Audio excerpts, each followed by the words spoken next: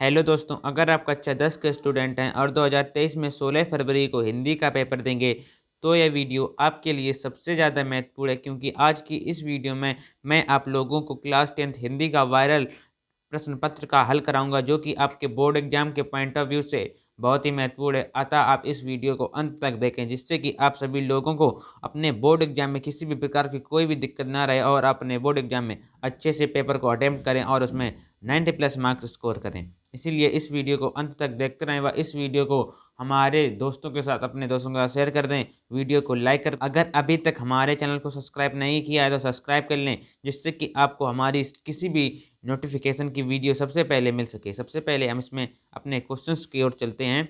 इसमें पहला क्वेश्चन है हमारा, शुक्ल युग की कलावधि क्या है? शुक्ल युग की कलावधि क्या है? तो शुक्ल युग की कलावधि सन 1919 ईस्वी से 1938 ईस्वी तक है। ठीक है, शुक्ल युग की, छायावादी युग की, इन सभी की आपको याद कर लेनी है कलावधि।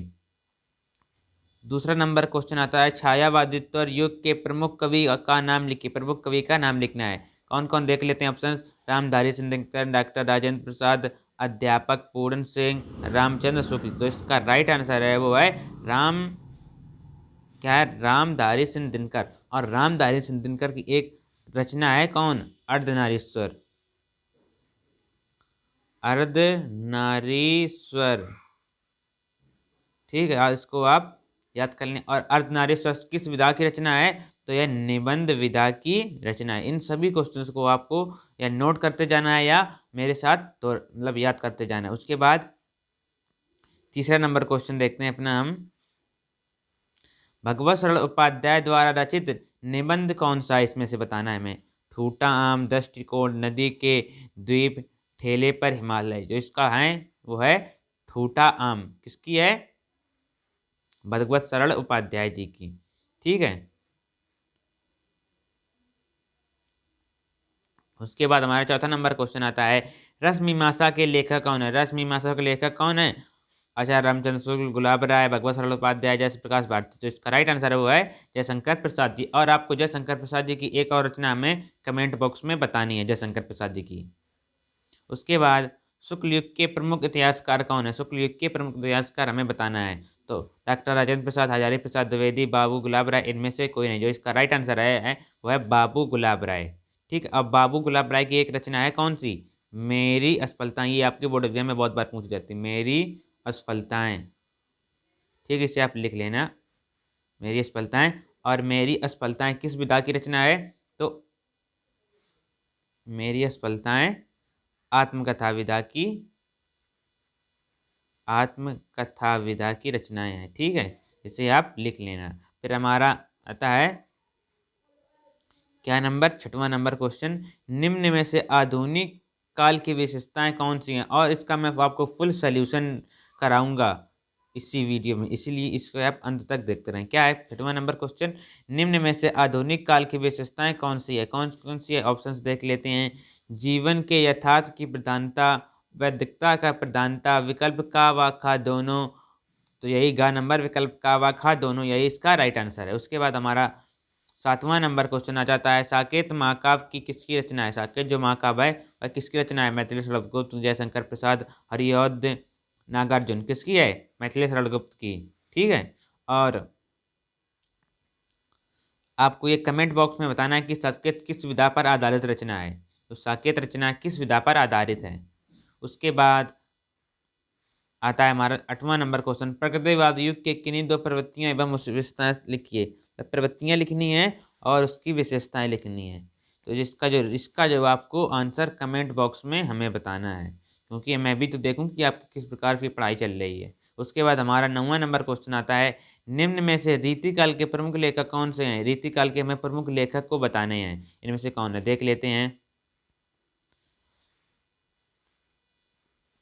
देख लेते हैं इधर, पदमकर, खामल बिहारी,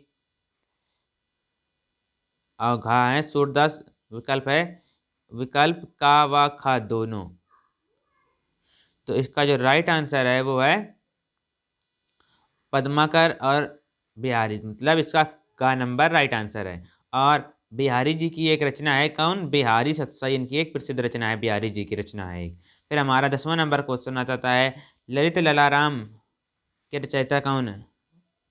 रचयिता कौन है? तो इसका ऑप्शंस देख लेते हैं, पदमकर, मतीराम, भूषण, बिहारी जी। तो इसका जो राइट आंसर है वो है मतीराम। ठीक है, उसके बाद नेक्स्ट 11 नंबर क्वेश्चन हम आता है हंसी हंसी भाजे देखिए, मतलब इन पंक्तियों में जो ये पंक्तियां दी गई इसमें कौन सा रस हमें बताना है कि कौन सा रस है। रस आप इसमें तभी बता पाएंगे जब आपको रस की परिभाषा सभी की याद होगी। ठीक है, श्रृंगार रस, करुण रस, हास रस, वीर रस। ठीक है,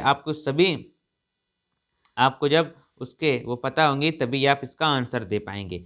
और उस पर मैंने वीडियो बना दी है, अगर अभी तक वह वीडियो नहीं देखी तो जाकर देख लें, कमेंट बॉक्स में उसकी लिंक मिल जाएगी, तभी आप इसका आंसर बता पाएंगे। इसलिए मैं आपको सीधे बता देता हूँ इसका जो वीर रस। ठीक है, उसके बाद हमारा 12 नंबर क्वेश्चन आता है, हरिमुख मनिहु मयंक, मतलब पंक्ति में अलंकार हमें बताना है। इस पंक्ति में कौन सा अलंकार है? तो इन पंक्तियों में कौन सा अलंकार है?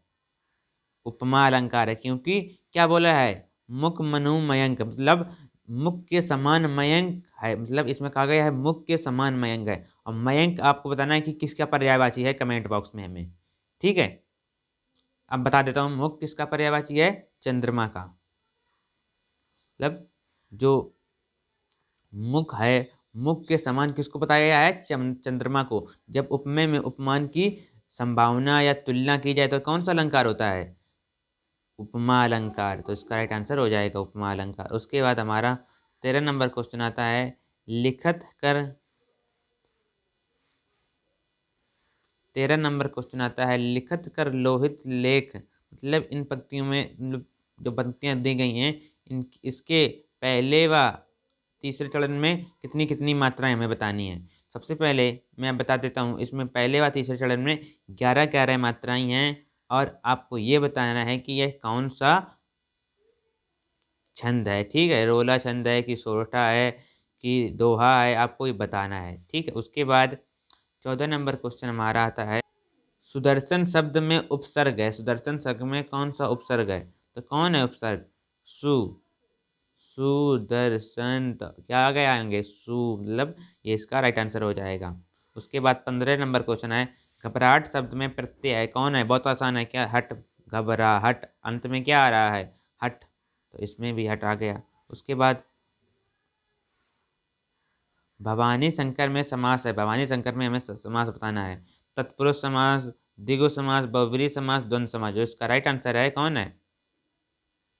द्वंद्व समास। ठीक है, उसके बाद हमारा नेक्स्ट 17 नंबर क्वेश्चन आता है, कमल, राजीव, जलज आदि कहलाते हैं, आपको पर्यायवाची बताना है। ठीक है, तो पर्यायवाची कहलाते हैं, और आपको ये कमेंट बॉक्स में बताना है कि ये किसके पर्यायवाची हैं। ठीक है, उसके बाद हमारा 18 नंबर क्वेश्चन आता है, प्रत्येकम का संधि विच्छेद होगा, क्या होगा? प्रतिधन एक, ये होगा प्रत्येकम।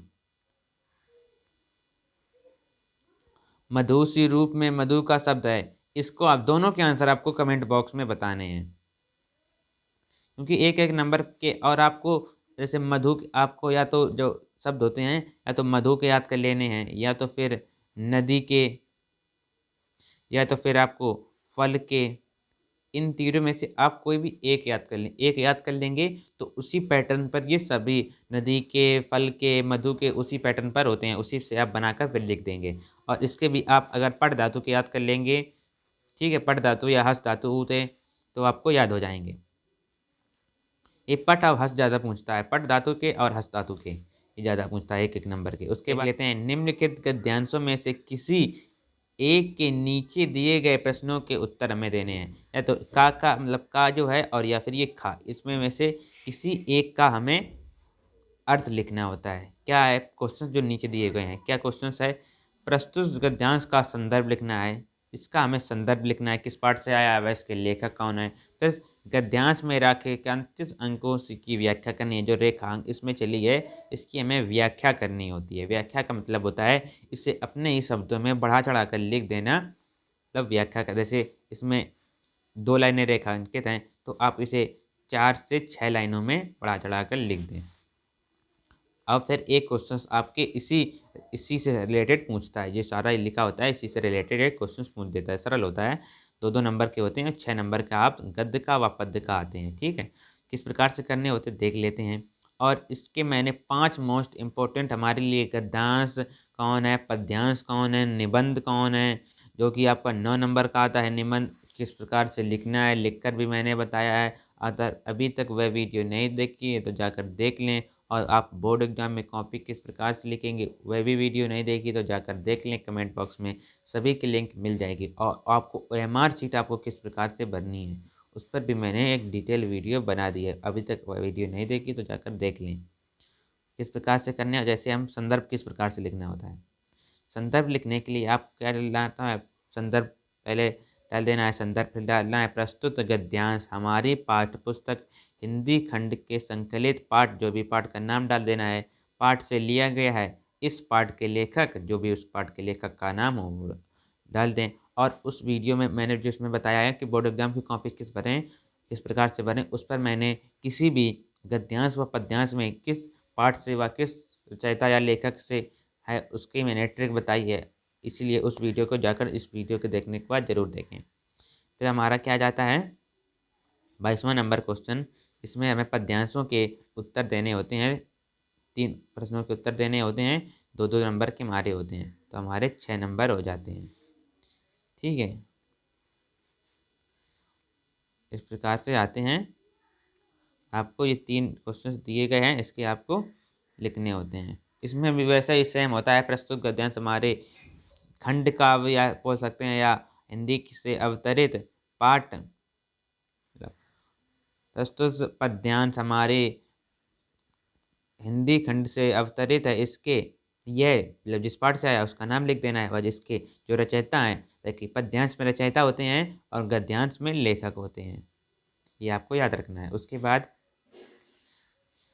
है इससे भी 2-4-3 क्वेश्चंस आते हैं 2-2 नंबर के। फिर हमारा आ जाता है जीवन परिचय लिखने को, 5 नंबर का आता है। ये 5 नंबर का और ये 5 नंबर का, लेखक का और कवि का। ठीक है, या रामचंद्र शुक्ल का या भगवत सरल उपाध्याय, जयशंकर प्रसाद, 3 ऑप्शंस देखा है। तीनों में से आपको किसी भी एक को करना होता है, 5 नंबर उसके मिलते हैं। और मैंने इन तीनों पर करा दिए हैं आपके जीवन परिचय। अगर अभी तक वह वीडियो नहीं देखी तो जाकर देख लें। सभी वीडियोस की लिंक आपको डिस्क्रिप्शन बॉक्स में मिल जाएगी, या आप हमारी प्लेलिस्ट भी चेक कर सकते हैं। उसके बाद यही आपका जो हमारे आ जाते हैं कवि, उनका देखना होता है। सूरदास का लिखना होता है या सुमित्रानंद पंत, मतलब 2-4 आपको याद कर लेने हैं। उसके बाद हमारा आ जाता है संस्कृत में।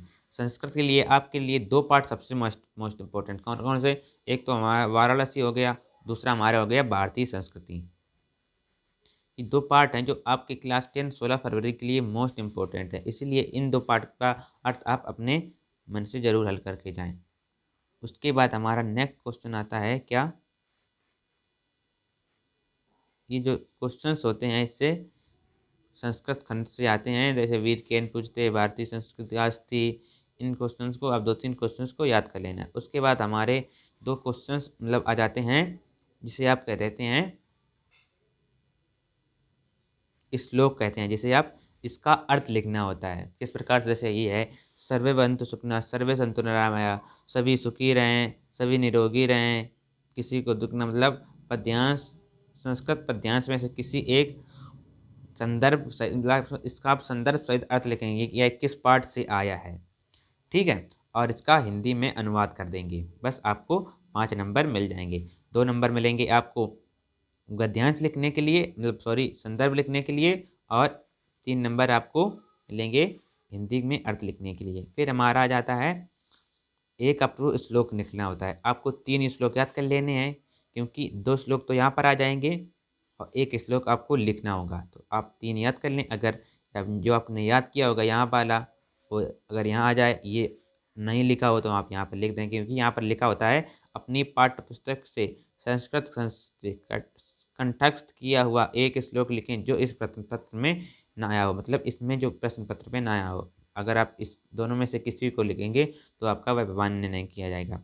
उसके बाद हमारा जो होता है क्या, ये आ जाते क्वेश्चन हमारे। देखिए जी, मैंने आपको बताया वीर केन पूछते, वीर वीरेल पूछते, चंद्रशेखर, मतलब ये क्या नाम है उनके, सभी प्रकार की आप ये याद कर लें। जो ये हैं 2-4, इन्हीं को आप याद कर लें। 1-1 नंबर के आते हैं, 2-2 नंबर के आपको 2 करने होते हैं, 4 नंबर इसके हो जाते हैं। उसके बाद हमारा क्या आता है, सबसे मोस्ट इम्पोर्टेंट है जो हमारे लिए निबंध।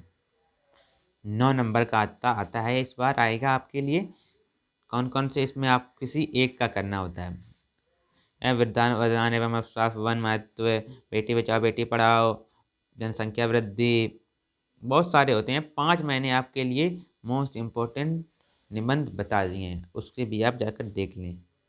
और इसमें इसे आपका रूपरेखा बनाकर रख लें। जैसे रूपरेखा डालनी है, हेडिंग, फिर आपको डालना है कि इसकी प्रस्तावना क्या है, या क्या चीज़ है, फिर आपको उसके क्या फ़ायदे हैं, क्या नुकसान है, इससे अगर नुकसान है तो इससे किस प्रकार से बचें, किन किन सावधानियाँ हमें रखनी चाहिए, ठीक है, किस प्रकार से यह फैला।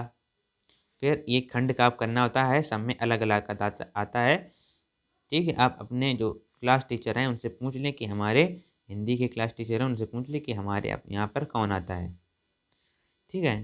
जैसे कहीं कहीं पर ज्योति जवाहर आ जाता है, ठीक है, आप देख लेना 3 नंबर का आता है ये आपका। बस ये आपका हो जाता है हिंदी का पेपर समाप्त। बस आज की वीडियो में बस इतना ही। मिलते हैं किसी नेक्स्ट वीडियो में किसी नेक्स्ट टॉपिक के साथ में। अगर अभी तक आपको किसी भी विषय में कोई भी दिक्कत आ रही हो तो हमें कमेंट बॉक्स में आप पूछ सकते हैं। बस इस वीडियो में इतना ही।